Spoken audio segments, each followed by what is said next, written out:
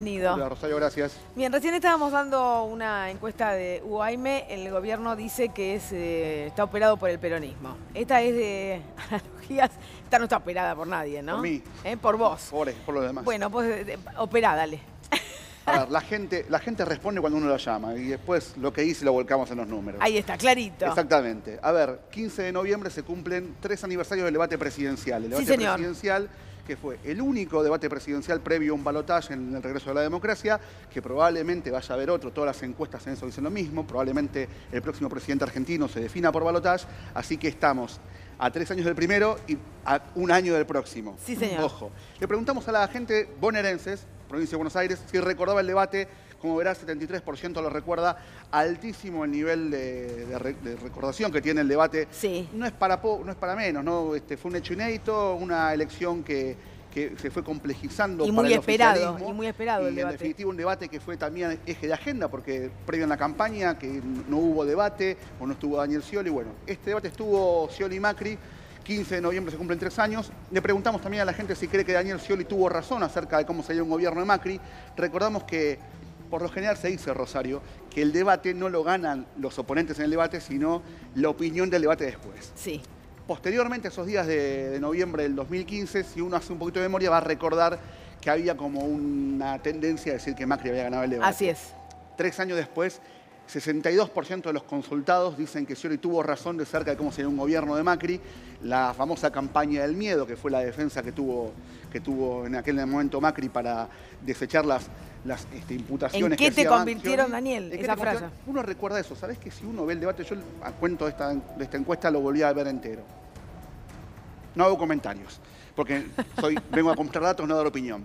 Pero verlo es sumamente Interesante, clarificador. Sí, totalmente. interesante. Ahí tenés algún desagregado respecto de cómo se comporta este Como verás, 62,2. hay algo que nosotros lo hemos visto en algún momento cuando contamos otras encuestas. Siempre la gente de mayor edad es aquella que está más cerca del universo del gobierno y por eso el nivel de, si Scioli tiene razón, solamente se quiebra a favor de que Scioli no dijo la verdad en los mayores de 60 años. Mirá. Después, en el resto de los grupos etarios, es altamente mayoritaria las opciones de personas que dicen que sí, que Scioli tuvo razón respecto de cómo sería un gobierno de Macri.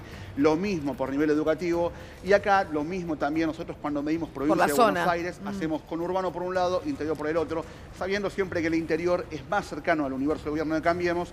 También ves, 64 en el caso del conurbano, 59,4. que Scioli tuvo razón, 59 en el caso del interior. Y esto te va a decir algo, que es transversalmente a cualquier tipo de opinión política que tengan las personas consultadas hoy, vas a encontrar opiniones que dicen que Scioli sí tuvo razón respecto de lo que él planteaba que sería un gobierno de Macri. Bien, tenemos otras placas, a ver.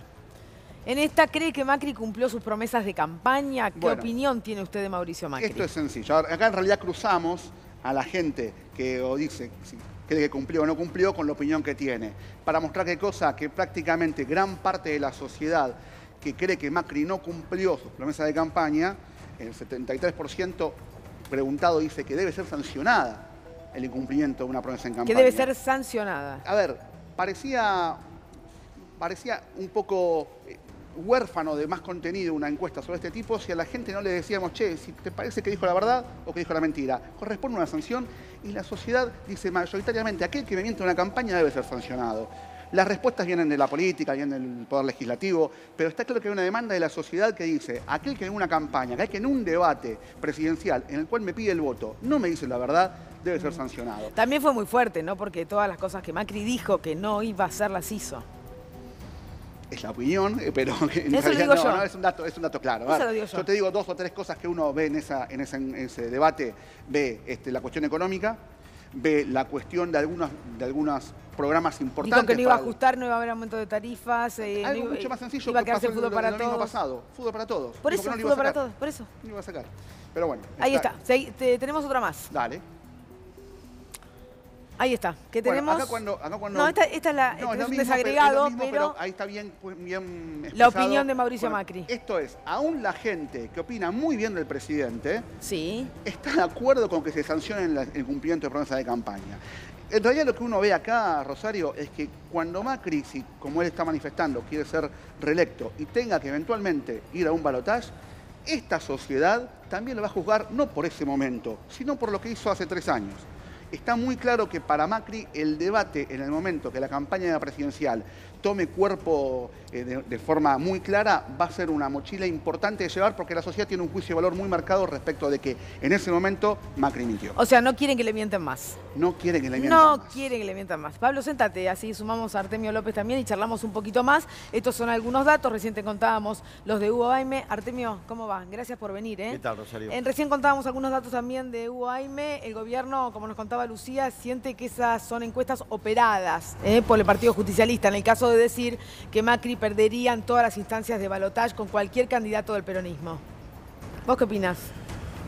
Bueno, es muy temprano para afirmar todavía un escenario semejante. Normalmente todas las encuestas desfavorables son sancionadas operadas por parte del que lo perjudican, por lo tanto no es novedad. De todas maneras, sí creo que el presidente Macri dentro del universo Cambiemos sigue siendo la figura que prepondera en términos de volumen electoral y lo va a hacer hasta el 2019. No Vidal. No. Es decir, nunca estuvo en los planes, por lo menos en términos de análisis serio, en términos electorales, no hay plan B para Cambiemos. De la mano de Macri llegaron, si a Macri le va bien permanecen y si a Macri le va mal, bueno, demorarán un poco más, un poco menos, pero habrá relevo también en esos distritos. Sobre todo la figura de la gobernadora. No desdobla. Bueno, no desdobla porque efectivamente... No desdobla las elecciones en la provincia de Buenos Aires. Claro, no es una decisión de Vidal. ¿No? Macri no va a permitir desdoblar las elecciones. Además, es un mecanismo bastante, yo le diría, infantil. Llamó Marcos y le dijo, de ninguna manera. Claro, de buscar... me parece que Vidal lee muchas encuestas operadas, por eso está preocupado acerca de cómo le va a ir a él en provincia. Pero... es poco serio creer que provincia de Buenos Aires se desata del destino nacional. ¿Y crees, como estaba contando Pablo en la encuesta, que la gente realmente quiere castigar o sancionar de alguna manera a aquel que mintió en una campaña, en un debate presidencial? Bueno, yo creo que sí, ¿no? Es decir, seguramente la encuesta esa, obviamente tengo absoluta garantía de que es así. Ahora, es muy difícil que alguien diga, usted quiere que no sancionen a los que mienten. Es muy difícil. Es medio como una respuesta políticamente correcta. La gente normalmente reacciona de esa manera, sí. No, pero tiene muy presente qué se dijo y qué no se cumplió. Los debates yo creo que se ganan en el momento que se producen. Ganar un debate 3 años después es medio complicado. Pero de todas maneras es cierto que el debate, cuando uno lo ve, lo que decía Cano es cierto. Llama mucho la atención cómo se desarrolló. Pero... la verdad es que Macri no hace más que mentir desde hace 3 años y vuelvo a decir, sigue siendo la figura en términos electorales que prepondera en Cambiemos. Pablo, ¿puede ser esto que contabas una reivindicación tardía para Daniel Scioli? ¿Sirve para algo? Por lo menos los números lo muestran así. O sea, es verdad lo que dice Artemio, el debate 3 años después es un premio consuelo, pero no es un premio consuelo menor cuando el gobierno hace sobre la verdad un eje de su discurso. Porque el debate lo muestra mintiendo. Por lo menos lo muestra mintiendo a quien comparto, como dice Artemio, la figura más importante que tiene Cambiemos, que es el presidente Macri. Lo muestra mintiendo frente a un candidato en ese momento acusado de no decir la verdad, diciendo la verdad. Bien, ¿y qué opinan ustedes de este bono? Nosotros lo llamamos bonito acá porque quedó cada vez más chiquitito, más reducido, ¿no? El bonito es el equivalente a un boleto mínimo de menos de 3 kilómetros en la SUBE por día. Se jugó Macri. La verdad que es para... Bueno, ese bono obviamente yo creo que... no discuto de que sea que sea obviamente para el que no lo tiene, sea deseable obtener ese refuerzo, pero no me parece que sea... como para discutir demasiado. Primero, no, pero se los pregunto. El volumen es muy exiguo, no recupera. Los salarios están perdiendo 17 a 20 puntos con respecto a la inflación. Ese bono... No, pero se los pregunto del lugar de una CGT que acepta. Yo no quiero juzgar la actitud. Los dirigentes gremiales tienen ellos mismos un sistema de decisiones, sabrán por qué lo hace. Desde el punto de vista de la recomposición del salario de sus representados, no les va a dar resultado porque efectivamente es muy exiguo. Es por una sola vez. No se va a pagar en su totalidad, hay mucha resistencia a que ello sea así, y la verdad, ni siquiera palía el 5% del deterioro que va a tener vamos a tener una inflación de 50 puntos. No sé...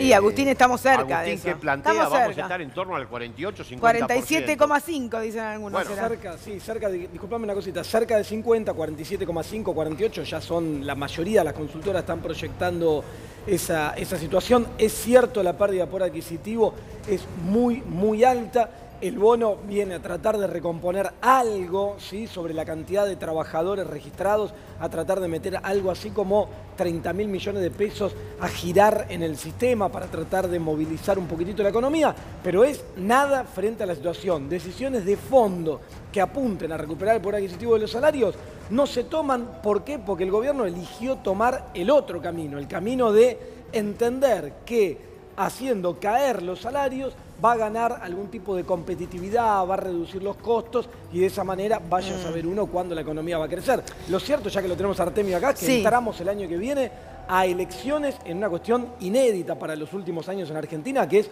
con una economía que indudablemente, más allá del nivel, va a estar en recesión. Claro.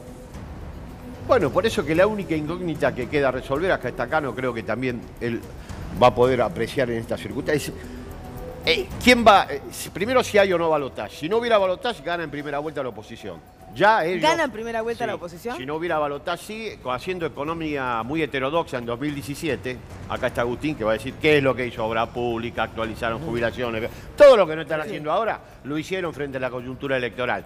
Menos lo van a poder hacer en 2019. Vieron lo que firmó como restricción frente al Fondo Monetario. ¿Qué hizo el jamaiquino? Bueno, pero ya está hablando, el presidente ya está hablando de hacer obras de infraestructura, como se hizo en la ciudad de Buenos Aires y en Mar del Plata, ¿no? Pensando en 2019. Bueno, el presidente dice muchas cosas, pero de todas maneras, lo que se observa es que las restricciones van a ser mucho más importantes que en el 2017.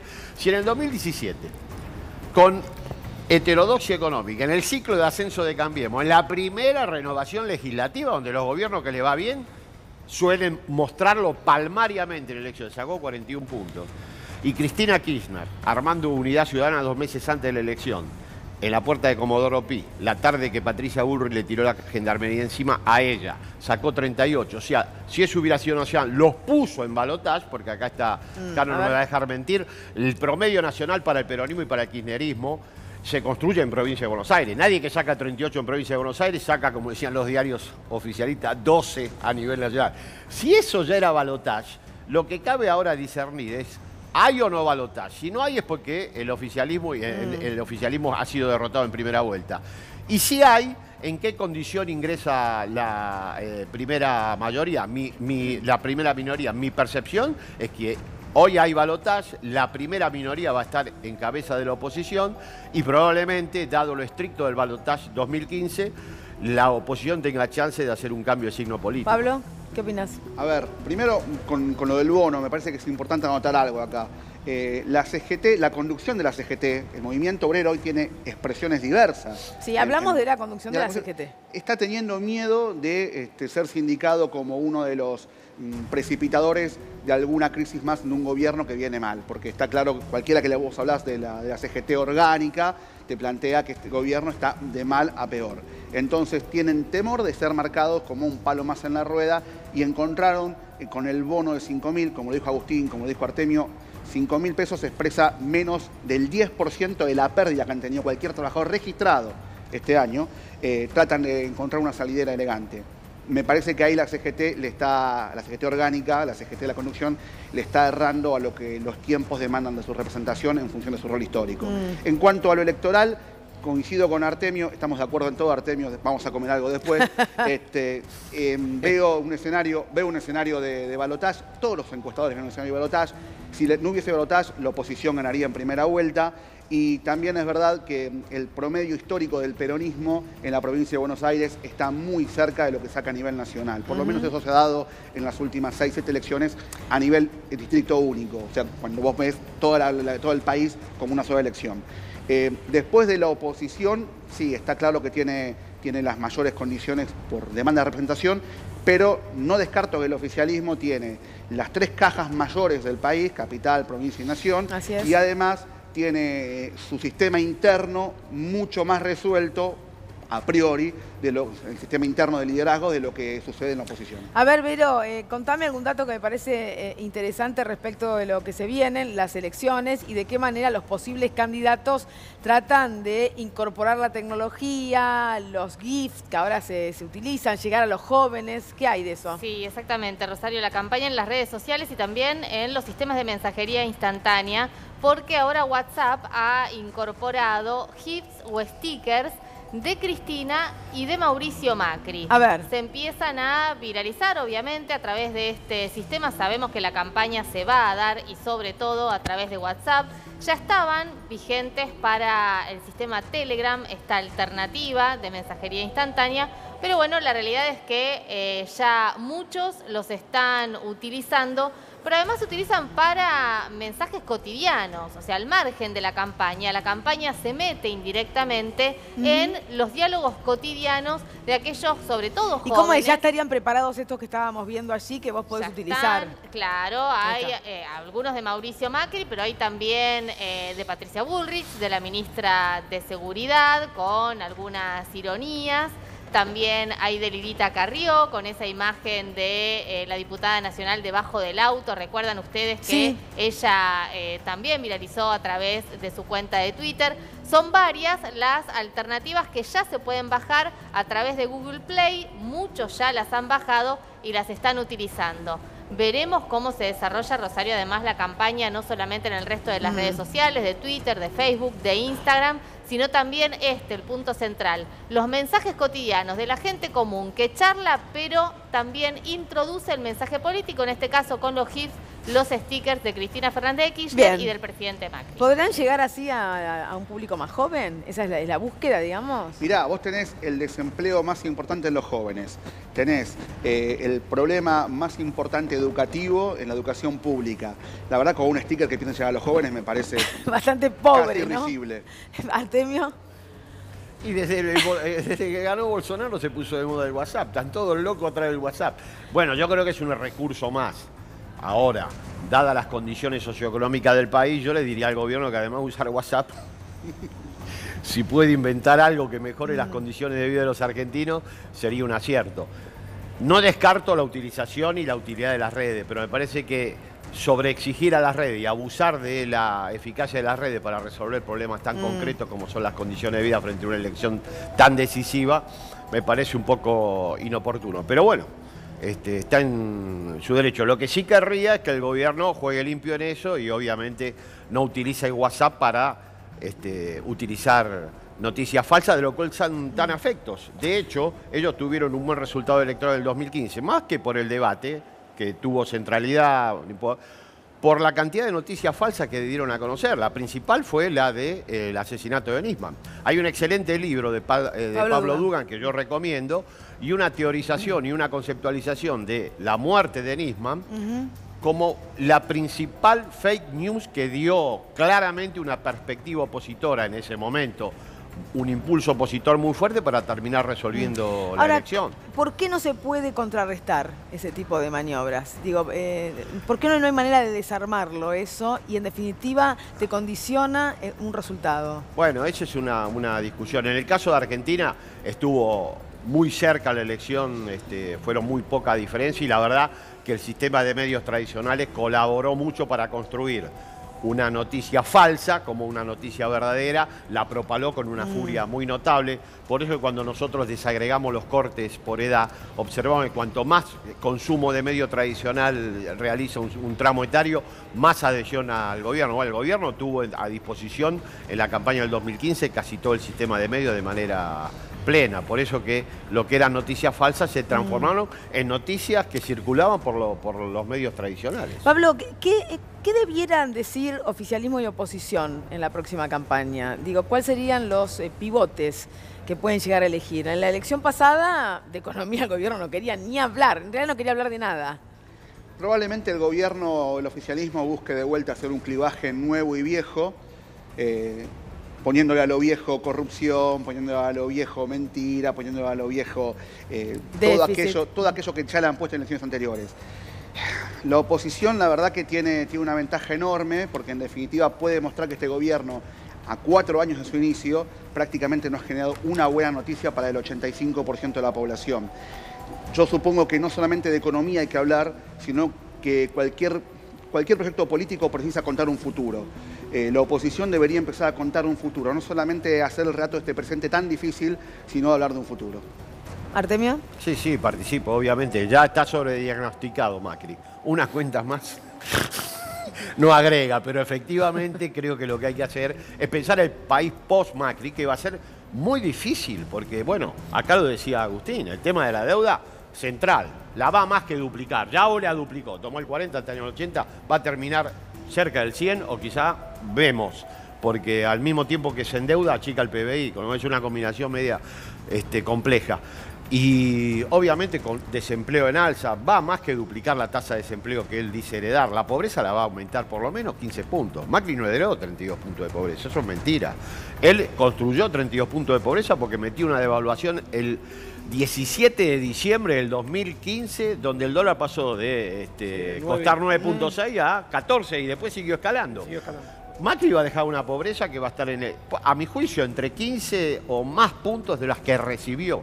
Y un desempleo de 2 dígitos en algunas regiones en particular, muy problemático, lo que señalaba Cano, el desempleo en jóvenes para mí va a estar por arriba del 40%, va a ser dramática la situación del país. Por ya eso tenemos jóvenes que están eligiendo irse de la Argentina. Bueno, exactamente, bueno, esa situación dramática me parece que la oposición debe tomarla y resolver qué va a pasar con las tarifas, qué hacemos con la distribuidora. No, digo, apuntando al tema de futuro que decía Pablo, ¿no? Me parece que claro, ahí... ver qué hacer en el país que deja Macri. Esta sí va a ser una pesada herencia realmente.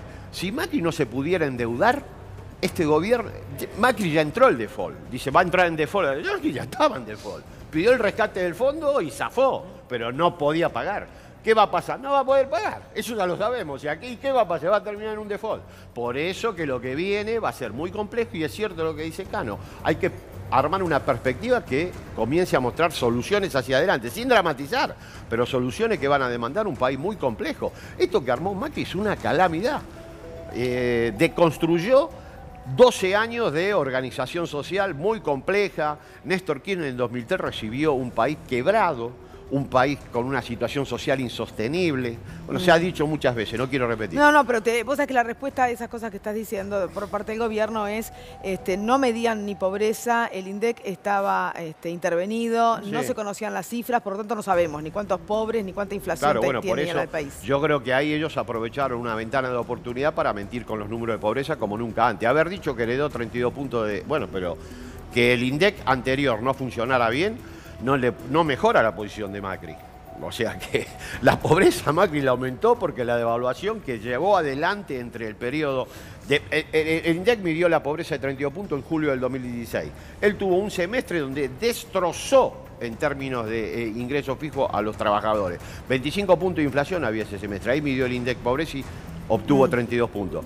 Obviamente, lo que pasó anteriormente, eso será una discusión. Ahora que el deterioro en términos socioeconómicos lo produce Macri a partir de la inauguración de su gobierno, no cabe ninguna discusión. Y no mejora su situación diciendo que el INDEC anterior no funcionaba, porque el que toma decisiones es él. Pablo, ¿cuál entendés vos es la estrategia respecto de Aerolíneas Argentinas, que se ha generado esto en torno a la última medida de fuerza y a la posición del presidente? Mirá, lo primero que me parece que es un desatino es el presidente opinando sobre los recursos que precisa Aerolíneas Argentinas en función de jardines que no ha construido ni uno. Lo dijo en el debate. No construyó un jardín, entonces al no construir un jardín vos no podés andar diciendo que Aerolíneas sale tanta plata. La estrategia de Aerolíneas es una estrategia más de desmembramiento de la estructura del Estado al servicio de un proyecto comunitario. Aerolíneas Argentinas hoy vuela por lo menos a 40 lugares menos que los que volaban en el 2015. Aerolíneas Argentinas presta un servicio, no es una empresa de transporte privada, presta un servicio de conectividad en un país muy grande. Y en definitiva, cuando el gobierno discute eso, lo que está discutiendo es la posibilidad de cada argentino, no el que está acá a los 40 kilómetros alrededor de capital, sino que está a 1.500 kilómetros y que el avión es su conexión con el mundo.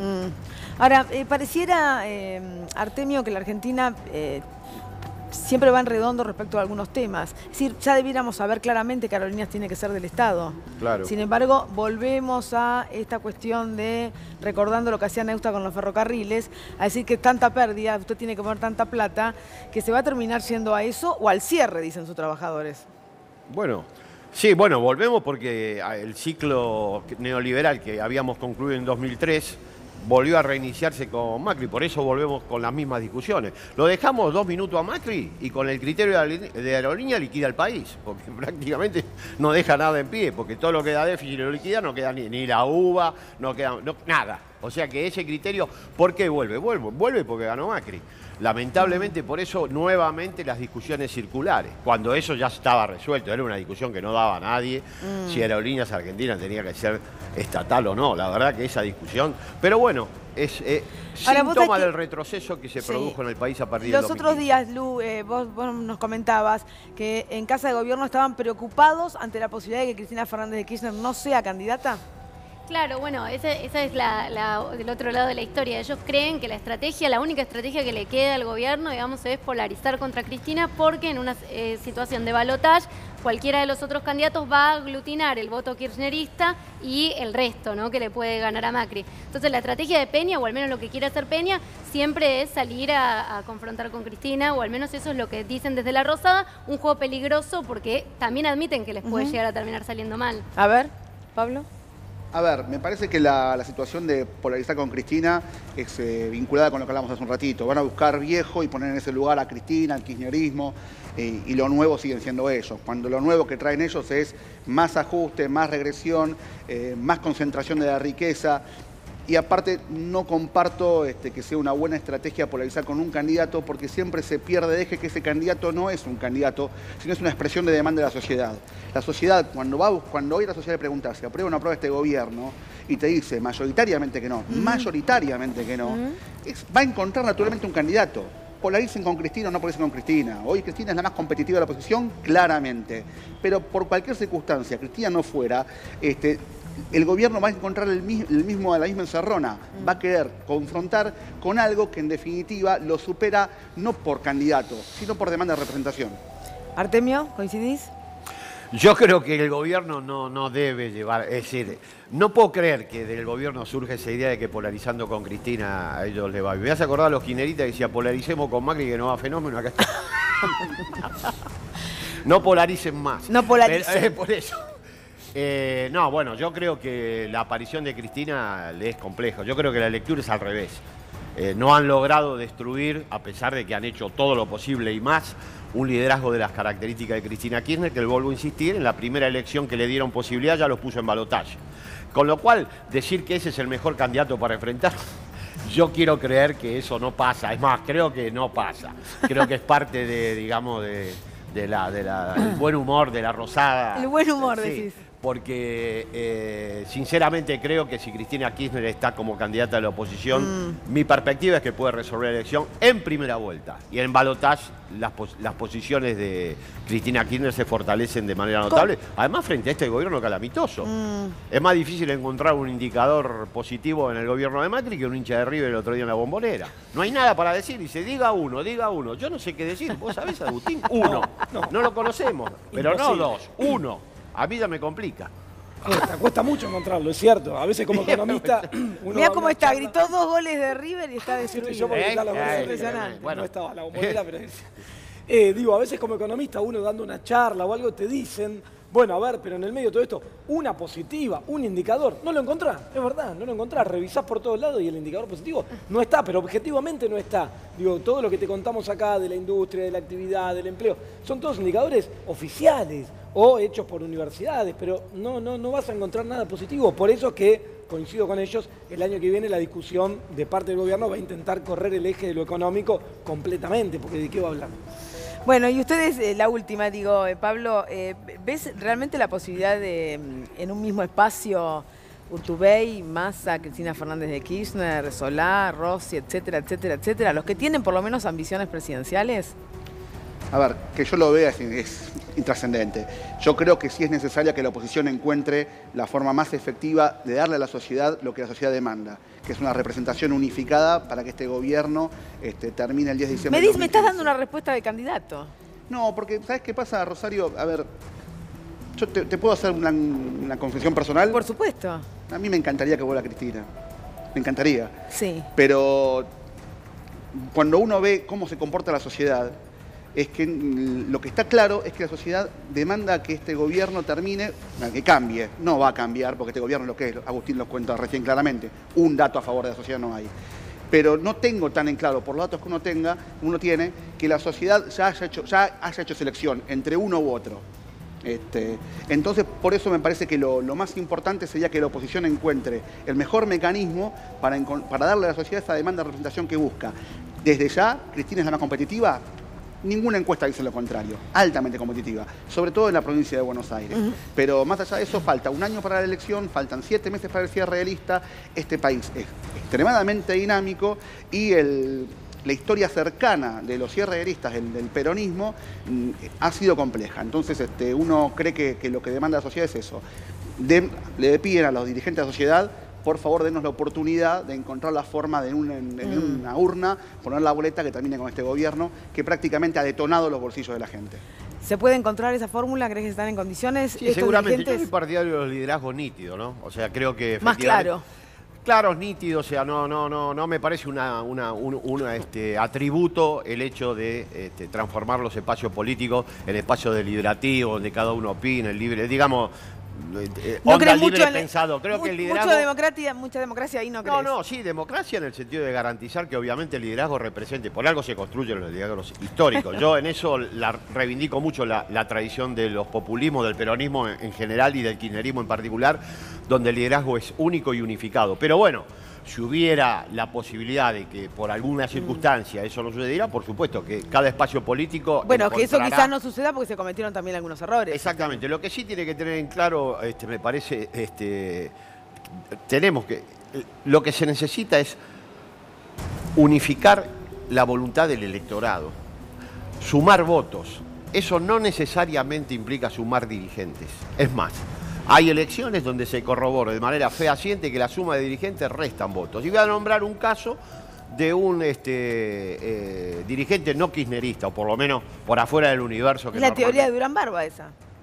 Sergio Massa, en 2013, donde triunfa en provincia de Buenos Aires casi por 13 puntos con respecto a Daniel Scioli, que era el gobernador, con el candidato Insaurralde, que era el candidato del oficialismo en ese momento. Sí.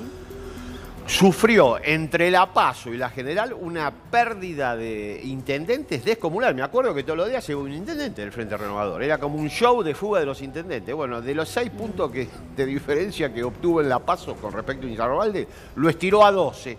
O sea que claramente la fuga de dirigentes no se correspondía con el volumen electoral. Yo creo que hay que tener en cuenta eso. Traigan votos, que dirigentes sobran. Ahí está. Es una frase para ir construyendo. Se la tira gratis, Artemio. Gratis. Pablo, gracias. Artemio también. Muy